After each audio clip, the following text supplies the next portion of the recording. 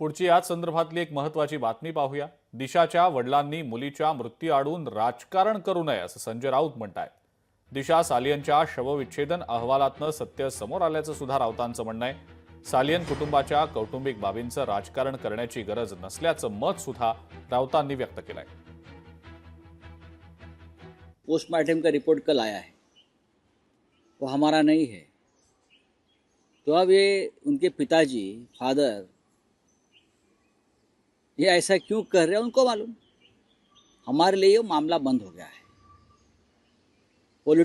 राजनीति चल रही है, अपनी बेटी की मौत की राजनीति मत करिए।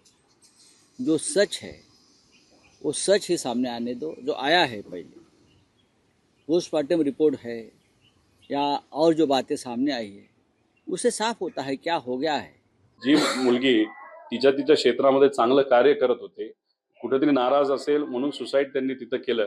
पण असं उगीच काही गोष्टी मुद्दामून मुलीबद्दल पुढे आणणं आणि येत असेल तर ते योग्य नाही असं माझ्यासारख्याला वाटतं। त्यामुळे त्या बाबतीतला विचार आई वडिलांनी करावा।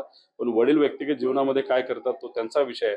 पण एकच सांगतो, बीजेपीचा जो चेहरा आहे हा कुठेतरी खरा चेहरा लोकांसमोर आलेला आहे। एखाद्या व्यक्तीने सुसाईड कर, सुशांत सिंगच्या बाबतीत तेच झालं, आता दिशा सालियनच्या बाबतीत तेच झालं। सुसाईड केलं तर त्याला राजकीय रंग दिला गेला। फक्त बिहार आणि मुंबईच्या इलेक्शनसाठी त्याचा वापर तिथं झाला। लोकशाही मराठी ऐका, पहा, जागरूक रहा।